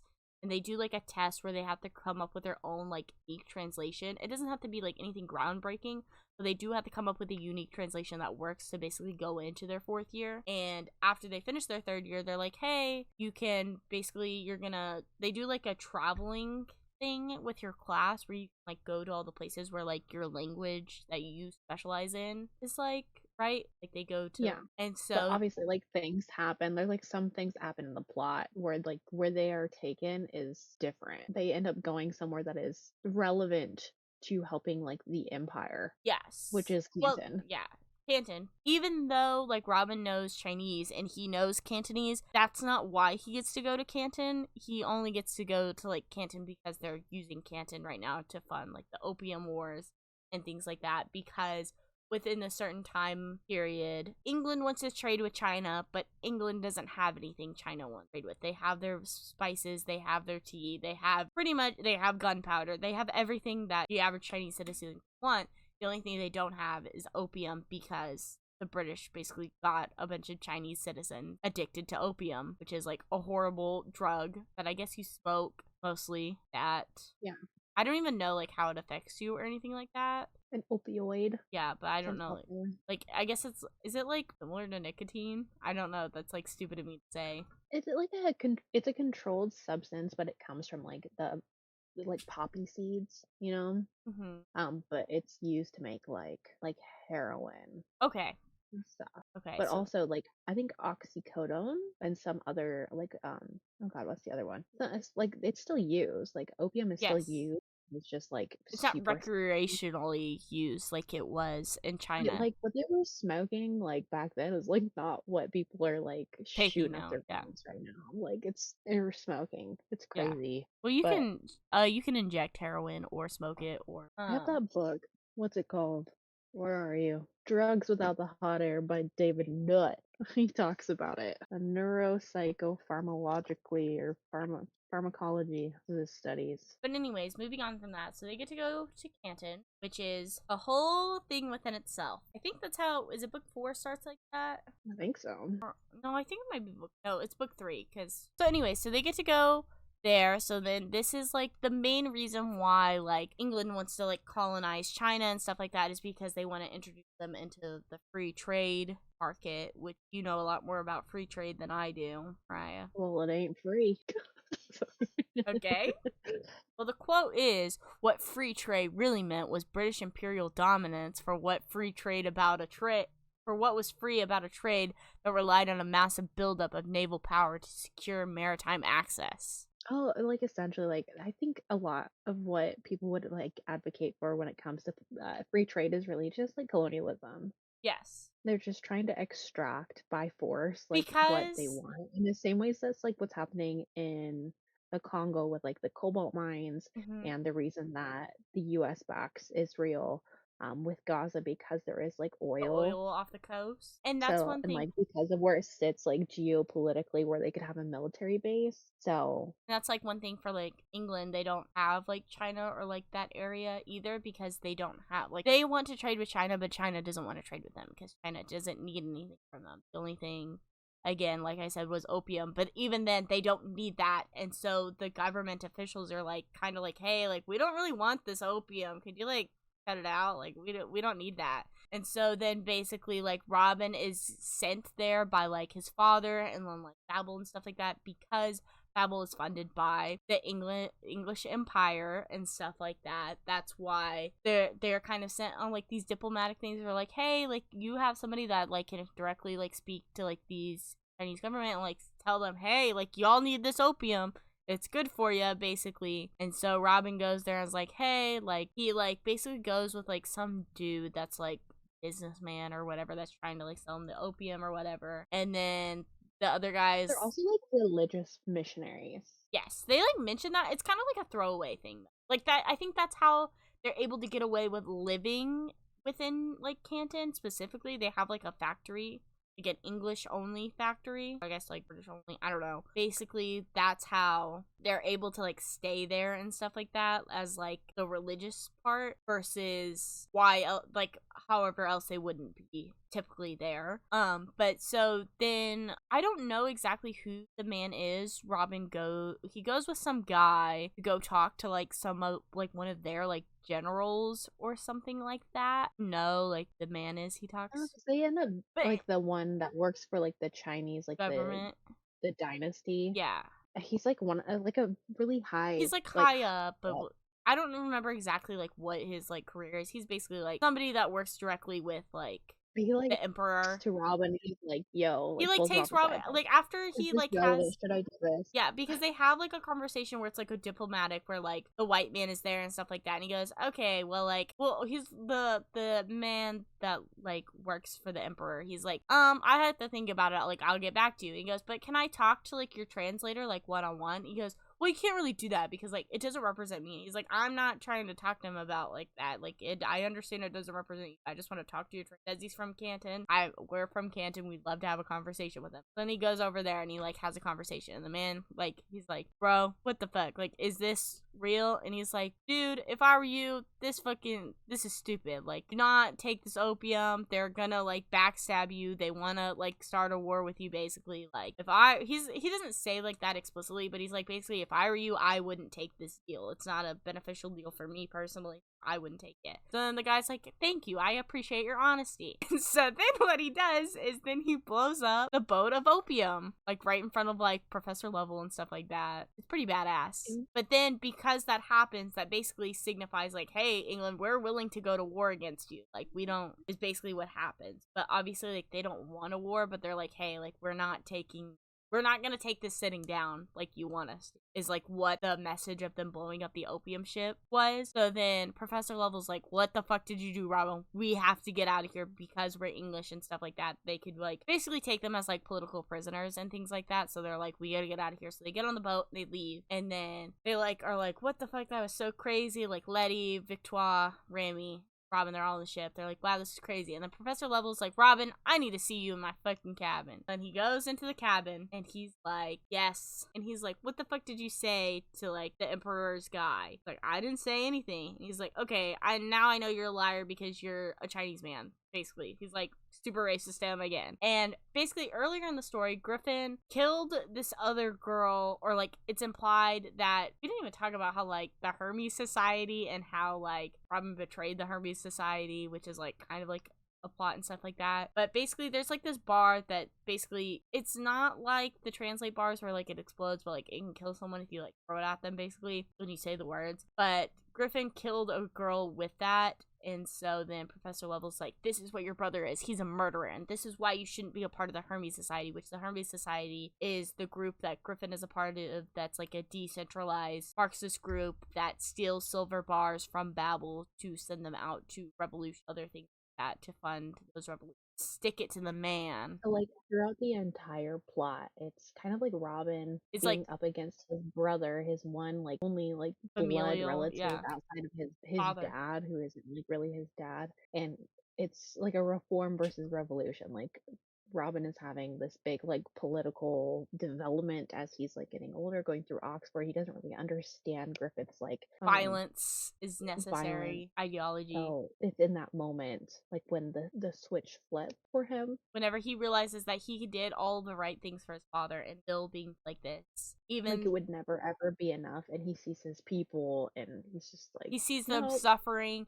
because he ends up like walking down the streets of Canton and see like all of like the opium dens and stuff like that and what it's doing. And I think he actually smokes some. It's like, this is what's happening to my people and stuff like that. Like, I can't sit by and watch this happening left and right, like wrong to do to innocent people. And then his father's like, you would think that, you're stupid and you're Chinese, blah blah blah, I'm racist, basically. And so then Robin throws that silver bar at him and kills his bitch ass. It was a really good moment. It This was is like where amazing. the story, like, you can't put it down after I this think point. I read all of like after he kills his dad, I read all that within 4 hours. But there's a lot that happens, like, between that point and then them getting back.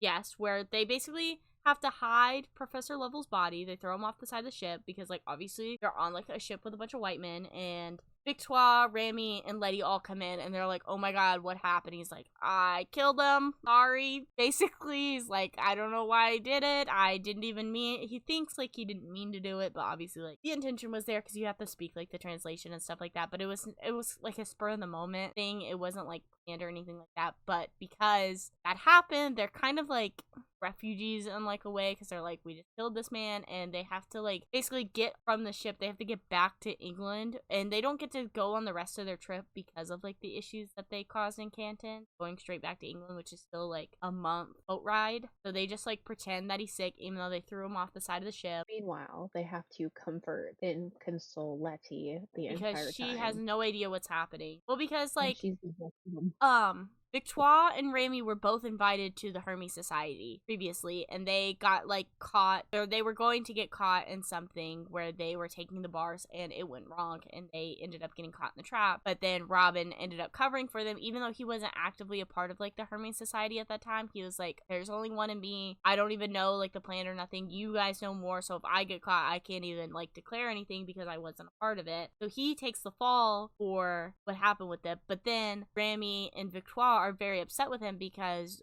Robin has known about the Hermes Society since his day of school. Griffin is one of the main leaders of it and stuff like that, and Griffin has been very active in having Robin help him and things like that, where Robin does very passive things where he left the door unlocked behind him so people could go in and steal, basically, is all he would ever have to do. And his conscience got so bad of him because he got injured one time where he was like, I can't keep doing this. I feel like my safety is not prioritized, blah, blah, blah. So then Griffin's like, fine, whatever. I won't ask you to do anything. But then Rami and Victoire feel very betrayed by this because they think they agree with the Hermes Society and, like, believe in, like, funding other revolutions, using the silver bars for more than just the rich white people in Britain, which is what all of the silver bars are pretty much used for, is for rich white people in Britain. And they felt very betrayed by Robin because he was a part of the society and didn't even think to, like, involve them within this, stuff like that. But then this happens, so then they all kind of are, like, forced to bond together. But then Letty has no idea anything about the Hermes Society or anything like that. It's a good thing she didn't, because she'd be the first one to snitch. She's a stupid bitch. I hate her. But then they make it back to England, and they're kind of, like, trying to, like, hide this stuff like that. And they go back to school and stuff like that. They get back, and they're, like, about to start classes and stuff again. But then they find Anthony, which is another member of the Hermes Society, and he's like, oh, here you guys are. Where's, like, Professor Lovell? And they're like, oh, he's kicked the bucket. Like, we gotta go. We can't keep going to BABEL. And so Anthony's like, Gucci, I'm taking you guys with me. I'll show you guys, like, where our secret hideout is, and so that we can actually, like, start, like, doing what's together, because they tell him what happens in Canton and stuff like that. And basically they went through Professor Lovell's, like, documents and stuff like that, and they figured out that, like, they were planning on going to war before this trip anyways, and, like, planning on, like, causing harm with China and stuff like that to involve them within the free trade market and stuff like that. So then they get to this place, and the people there are they're like Bernie bros, kind of. Yeah, for the most part. And even with all of this happening, you can see Letty, like, slipping. Like, She's you can going tell through that it. something's wrong from the time you can tell her solidarity has only extended so far. Where she So was that's when fine she with goes and being with, runs like, off. Rami and Victoire and Robin. Like, that's her friends, that's her family. But then they started introducing, because the people in the Hermes Society were also past BABEL members. You can't, like, be within all of them too. So then she, like, oh, I'm gonna go for a walk. And it turns out she's a snitch. She's a bitch. Comes back with a gun. She kills Rami. First of all, I could never forgive her for that. Never. She does that. I'm like, I was at work. I saw that, like, she came back with the gun, and it was like she shot Rami, and it was like he wasn't breathing. I closed that book. I said, you know what? I can't read this till I get home. Because I like, tears started, like, pinpricking my face. I was like, we're gonna take a break from that. That was like her peak white woman moment. Yeah. Of course, and she kills, like, the one person she loved. But then, of course, it was an accident. Yeah, she was like, it was an accident. She didn't mean to do it, blah, blah, blah. But, like, you know, you just come around toting a gun without planning on using it. But basically then what happens is then there's not like, it's not like a big like battle or anything. Like the cops come in and like kill everybody there. And then Letty, because like her friends were in like a separate room, she's like, oh, come on, like if you guys just follow me, you won't get hurt. And then she kills Rami. And then Victoire and Robin end up getting captured. And they're captured by like, I don't know if it's like the government or what. And then basically they get tortured for a couple days, and then Griffin comes in and breaks them out. And so there's Sterling. He's like not super relevant, but he's like kind of relevant. He's like the big translator that like just like graduated within the last like 10 years. He like travels the world, and he's like one of the big translators and stuff. And I'm pretty sure, wasn't he in Griffin's year? They're supposed to be besties. Yeah, so like Sterling was what Letty was. Yes, I but a think, man. for the most part, like very close, but a man to Griffin. Yeah. But I think like Griffin and Sterling were supposed to be friends and stuff like that, but then they ended up like falling out, I'm assuming because of political differences and things like that within like that. But then so Griffin gets out Victoire and Robin, and then outside of that building Sterling catches up to them. He's got a gun, and then Griffin's like, you guys, here's another safe spot, you guys need to go there. Here's like this letter for you, Griffin. I think, is that when he gives it to him, or is it whenever he gets whatever? But then Sterling shoots and Griffin shoots and kills Sterling, which base as fuck, love that for him. But then like the cops show up and they shoot Griffin, dies. And after, I'm gonna tear up talking about it, because Griffin is like the revolutionary of this whole story. We didn't even talk about his whole like speech about like, I think decolonization is a violent process. Right here it says, it doesn't matter if you fire it. Vibes. I have it right here. It doesn't matter if you'll fire it. It matters that someone thinks you will. You see, my colleagues are in there still holding on to this unbelievable faith in human goodness. Griffin cocked the gun, pointed it at a birch tree across the yards. But I'm a skeptic. I think decolonization must be a violent process. He spits those bars, and then like 20 pages later, he dies. Which is funny because R.F. Kuang, in one of the chapters, quotes this book, which is The Wretched of Earth by Frantz Fanon, who has a whole chapter on violence and how decolonization is a violent action. So this is what sold me that she might be a base poggers Marxist. But then especially having like the character like Griffin, who is like objectively like the best character. Like, love you, Robin, but I'm sorry, but Griffin, since that first page, he's had my heart. And then he's just a very like, everything Griffin says, you could highlight it. It's so base, because like even here it says, violence shows them how much we're willing to give up, said Griffin. Violence is the only language they understand, because their system of extraction is inherently violent. Violence shocks the system, and the system cannot survive the shock. You have no idea what you're capable of, truly. You can't imagine how the world might shift unless you pull the trigger. Griffin pointed it at the middle of the birch. Pull the trigger, kid. Where it's like Griffin is radicalizing Robin within that moment, explaining to him, like, we have tried, like, the civil voting our way out of this and things like that, lobbying Congress and stuff like that, where you cannot lobby Congress or do anything like that. And even like Rami criticizes like Anthony and them, because they're like, oh, we're making these pamphlets and we're gonna pass out in front of Parliament so that they don't go to war. Like, you really think these pamphlets are gonna stop war? No, they are not. So then Griffin dies, and then they end up going to like this safe place. But anyway, so they end up going to like the safe house or whatever. They find a letter for Griffin, or no, from Griffin to Robin, and that's the point where basically they realize Victoire and Robin are basically the only people that have made it out of the Hermes Society unscathed, and they realize what they have to do. And it says, power did not lie in the tip of a pen. Power did not work against its own interests. Power can only be brought to heel by acts of defiance it could not ignore, with brute, unflinching force, with violence. And then those bitches storm BABEL. And it's so badass whenever they do that.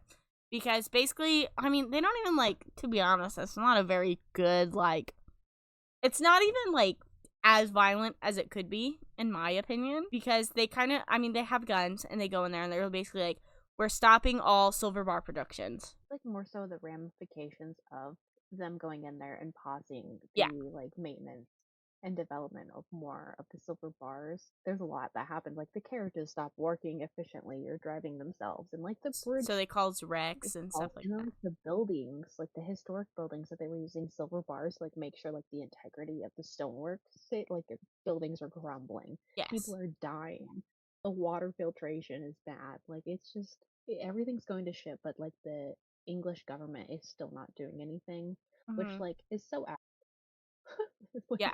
it's not Well, because applying they enough go of there for basically, it's like a couple weeks at least, and they end up getting solidarity with like the mill workers who start to protect them and things like that, because like that's class solidarity. They realize like, hey, you guys are doing like something that we can never do, because like you guys hold the power with the labor that you guys inherently do, which is why like personally, like within like, to put it in like, I think like layman's term for people that aren't versed in Marxist theory, whenever like the actors and the writers went on strike for like movies and stuff and TVs and stuff like that, think about how much like all of that production stopped. They couldn't promote their things like that, and what happened to the movie industry and stuff like that, because even though it wasn't a violent thing, it's kind of like the ramifications like that. And I think that's probably like the best example we have within modern times, where they ended up delaying things and stuff like that till their needs were met. But eventually, if they kept the strike going on long enough,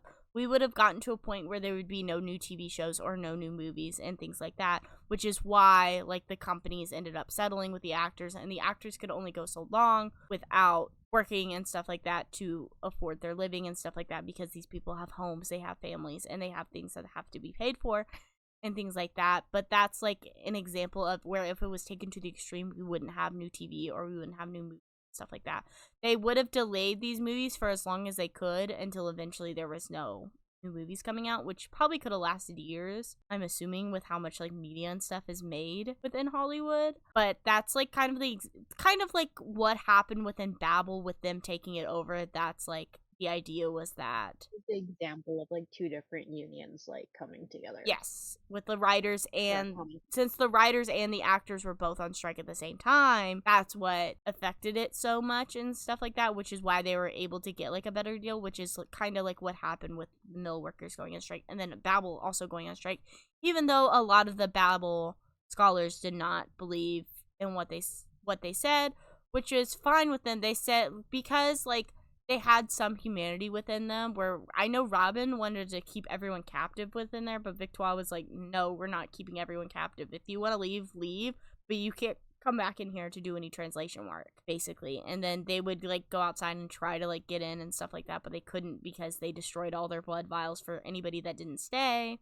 and stuff like that. And so then they just camped out within the Tower of Babel for a couple weeks, basically until they ran out of food and stuff like that, because like they weren't super prepared for this, which is why having like a centralized way within your community and stuff like that, it can make things like this much more powerful and things like that, because they could have probably lasted a lot longer if they had like the proper things and stuff like that. Because even Letty comes in at one point, she's like, hey, like if you guys surrender, I can get you guys a good deal where you're not hung for what you did. They're like, bro, do you not even understand like while we're doing this about the like exploitation of all of these people and things like that, and then the suffering of what would happen if we didn't continue this. And they made pamphlets and stuff that gave out warnings. So I was like, hey, like this bridge is due for maintenance. If you guys meet our terms, we'll leave the tower and stuff like that. The government wouldn't meet their terms, so inherently the government let that bridge fall. Even if you want to blame it on like them taking it over, if they would have met their needs, then the bridge would have never fell, because they would have sent somebody out, because they would have done that. But because the government didn't want to do that, that's what happened. But basically, they basically realized that the government is not going to change. They're doing this basically. They're letting the cities crumble. The whole intention was so that they wouldn't go to war with China. Yes, but Britain's still doing that, and the rich are not being affected in this way. Like the poor people are being affected because like they're the ones that are ending up getting into the wrecks, getting hit by carriages because like the carriages had like some type of power and stuff like that, where like their steering would not work properly and things like that, where like food production and stuff slowed down and things like that, where the poor was getting affected but the rich was not. So what they ended up deciding to do was that some people would leave Babel and they could get away, and other people would stay and they would destroy the tower entirely, which, because like the British government centralized like Babel so much, where all of the translations and things like that were done in Babel, they had other like places and stuff like that like throughout England to like expand, because like the bars only work so far and stuff like that, but they were not nearly as big or as strong as Babel was. So they decided that if they destroyed Babel, then it would not deter them 100%, but it would definitely slow them down a significant amount, which It's like is when what was it, Robin, he was thinking to himself in like chapter 28, he's like, this is how colonialism works. It convinces us that the fallout from resistance is entirely our fault, that the immoral choice is resistance itself rather than the circumstances that demanded it. And that was yeah. like what solidified them realizing that they needed to martyr themselves in Mm-hmm. order to completely have any sort of like material gains. And so Victoire ends up leaving, and then some other kid, I don't remember who it is, but he's not relevant. But then one of the older professors, Professor Kraft, who you kind of thought was a bitch at the beginning, but turns out she's base and you love her. And then a couple other students end up saying they each, because how many floors is there? 8 floors, something. Mhm. So they needed 8 people to stay, and each person got on the floor, Robin being one of them. And they destroyed the tower from the inside by using the silver bars they translate on them. So they just like ruined a big supply of silver too as well. And then like all of that, they had like special like books in there that had like a lot of translation guides and stuff like that. So they, Well, the grammaticas is what yeah, they were calling them. and they martyred themselves for the cause, which you don't really learn about what happened like in the aftermath within like whether or not they did end up going to war with China and stuff like that. But it's an end to Robin's story and his cohort story, which is kind of like what you follow, and the ending makes me so sad. And like I tear up thinking about it, about whenever like Robin is doing the translate and like the building is falling apart, and then he talks about whenever he finally dies, it's his mother the first time, and she calls him by his name, and it's really sad. And then you get the epilogue where you learn Victoire gets away and she ends up heading to Americas. And I just want to read these last 2 quotes because I think they're how the book closes out, and I think they're a perfect way to close out this book and this story and these characters, where it's talking about from Victoire's perspective. She learned revolution is in fact always unimaginable. It shatters the world you know. The future is unwritten, brimming with potential. The colonizer have no idea what is coming. It makes them panic. It terrifies them. Good. It should. And then, victory is not assured. Victory may be important, but it must be urged there by violence, by suffering, by martyrs, by blood. Victory is wrought by ingenuity, persistence, and sacrifice. Victory is a game of inches of historical contingencies where everything goes right because they have made it go right. That's how the book ends. And I don't know how people read that and they're like 1 star. yeah, no, literally. I feel it in my heart, in my chest. I feel those words and they mean so much to me. And what these characters went through means so much to me. And it makes me hope so much more for a better place of what we can be in. And I feel like that's like what this is, even though it's like the necessity of violence, and like violence, I think violence is given this negative connotation, but the reason why it has this negative connotation is because of the colonizer and the oppressors using it in such a negative way, and that's why it happens. But doing violence back on to the oppressors, even though it's violence, I don't view it as violence in the same way, because you can only get pushed No, it's like down. people that say that like, oh, like I hate to bring this up, but like the Johnny Depp and Amber Heard Oh, and like like, oh, mutual like abuse, which we know is like it wasn't a myth. quite Yeah. right at all. Like the idea that like if you're abused relentlessly or like G Rose and her mom. Mm-hmm. And people were like, well, she was violent to her mom and like got her killed. But like you What do see you like what happened with Yeah. her. Like, what happens when you're abused for years and years at a time? Not even just, like, in, like, an actual, like, abuse standpoint, but then also, like, an oppressed way. You can only be stepped on for so long before you turn around and try not to get stepped on anymore. And the only way to stop being stepped on is by preventing yourself from being stepped on again. And how you do that is by fighting back. And I think it's always so interesting that, like, the people that criticize, like, the violence and stuff like that, like, within Gaza and things like that, but then whenever, like, the Revolutionary War happens and those were inherently violent, they're like, good job, white people fighting back. Because it's a bourgeois revolution. But it's just, like, ironic to me. It's like they're rose-colored glasses. They can't properly see how. But this book just leaves you with so much thoughts. It's so much heart. I can tell R.F. Kuang, like, had such a stake in writing this that you could tell that, like, it is very much, like, a passion project with how research, like, language is and stuff like that you could tell that she cares about language. And I think this, like, proves that, like, she cares about Marxism and, like, the well-being of people and things like that. And I'm surprised that this book, honestly, is as popular as it is. With its messaging, with its everything. It's such an interesting thing. Have any closing thoughts? This ain't no 1984. This is actually good. No. Like, to even compare it to 1980, sick and wrong. Because, you know, like, I feel like if George Orwell was alive, this is like what he wanted Animal Farm in 1984 to be, but he never could. Yeah.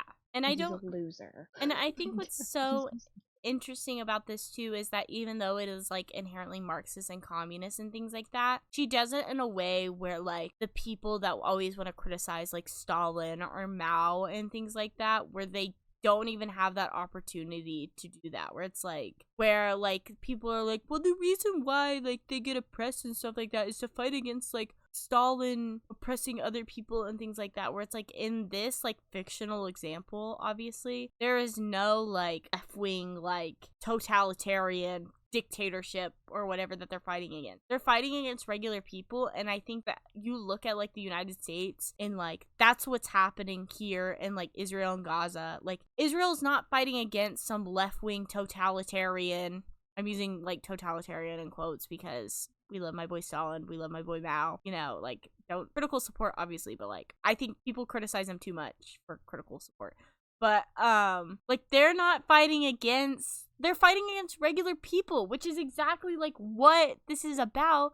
And to sit here and be like, oh, well, Israel's just fighting for their own land and their own people, blah blah blah. But it's like they're not.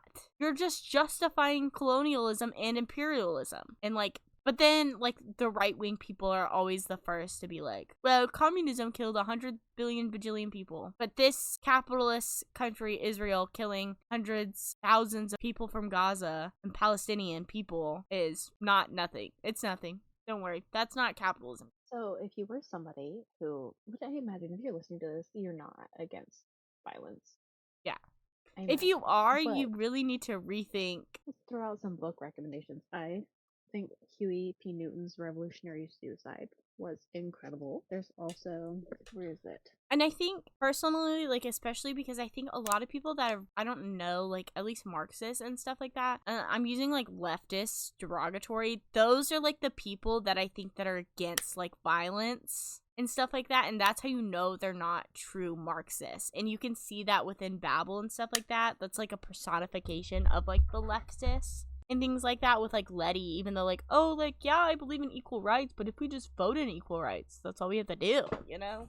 And it shows that, like... It's a really good book that I wish, like, college professors would recommend, and they could have, like, discussions in classes. But I know because of, like, liberal, like, I'm gonna sound like reaction, like, those liberal colleges, they will not do it. Yeah. I mean, unless, because I know, like, I'm sure there are definitely some, like, communist professors and things like that, and I think if you are a communist professor that teaches whether it's literature or language, I think this is a pretty versatile book that you can kind of recommend. And like the thing is that like it's hard to say because like I want to recommend this to like any regular person too, but I feel like it's really hard to because it's so easily that like someone could take it the wrong way and like be like, well, it was boring, you know?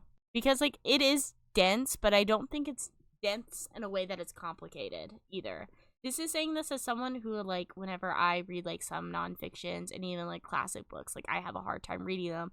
Like, if I read a book that's, like, written from, like, the 1800s, I'm, like, having a hard time reading them because they require so much thought and things like that. But I feel like this is written so, even though it's written a little older, it's written so simplistically that it's not complicated either. It's very simplistic. It's a beautiful book. It's written very nicely. It's so well rounded. I can't talk. We've been doing this for a hot minute. It's 2 hours and 18 minutes. I think we both highly recommend this book if you are pretty principled. You'll enjoy it. You'll have a lot of appreciation for the content inside of it. I don't think it's pretentious or condescending, which I saw some people say. I think those are the white people, the white liberals that it criticizes. Which, because they never can accept criticism. Which is, like, this is so proof that, like, you can't accept criticism. Because, like, you're written in here, and then if you identify with Letty and then don't understand, like, how she's wrong in any way, shape, or form, you need to look within yourself, honestly. Do some introspection. Yeah. But other than that, Thank you for listening. Yes. This is the first episode of 2024. Yep. This was our number one books. If you didn't watch our 2023 wrap up, both of our favorite books of last year. So I'm glad to kick this year off with this one. So thank you for listening. Thank you. The next episode we'll be doing is the Shadow and Bone trilogy, correct? I think so. So read up on your Grishaverse. That's what I'm doing. So next time, catch us reading Shadow and Bone. Read BABEL if you haven't. If you have read BABEL and it's been longer than 6 months, I'd say read it again, honestly. I want to read this book once a year. I think we should do like a buddy read on it once a year. An actual buddy read on it, you know? I don't know about that. What? Oh my god. But I love rereading books. Like, how often do you reread? I don't. When's the last time you reread a book that you read before? Coraline. But when's the last, like, when did you read that before? Like, how long ago was the gap? I think I was 20. So that's a long time for you. I'm rereading Shadow and Bone, even though I finished them in 2022. Like, so it's only been a year.